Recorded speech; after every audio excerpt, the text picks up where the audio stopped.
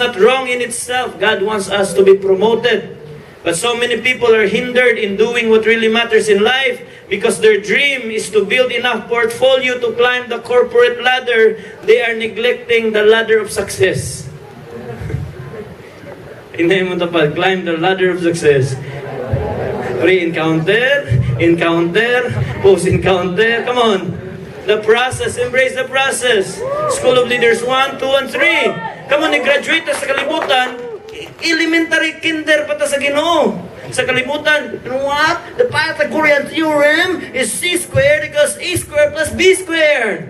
Pagkabot sa gingharian sa Ginoo, 1 plus 1 equals 2. Pagkabot sa gingharian sa Ginoo, we're lame. Dilita bright. Butterfly. Butterfly.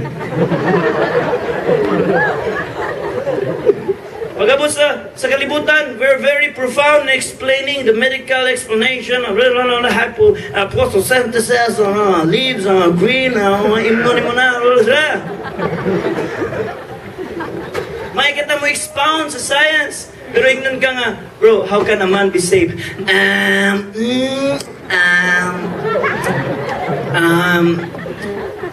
Basta. Dita ka ba mo explain sa gospel? We want promotion sa world. We don't want the promotion sa Lord.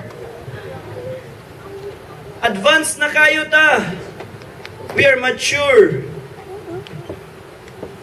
The girl is already a lady. Abanti na.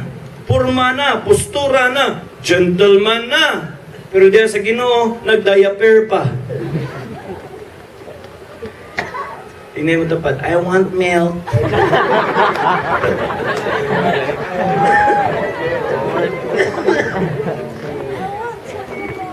We want promotion from the world, but we don't want promotion from the Lord. We are stuck at a certain level. You know why? Because we value the world more than we value the Lord. Jesus said, what matters most in life? Not provision, not possession, promotion. They all doesn't matter. You don't need them because I am the provision. I am the possession. I am promotion. If you seek me, you have everything. It doesn't matter. The problem is we are so enamored with these things. Mawala ta sa passing sa Ginoo. We worry a lot. We fear a lot. We have not yet experienced and we have not placed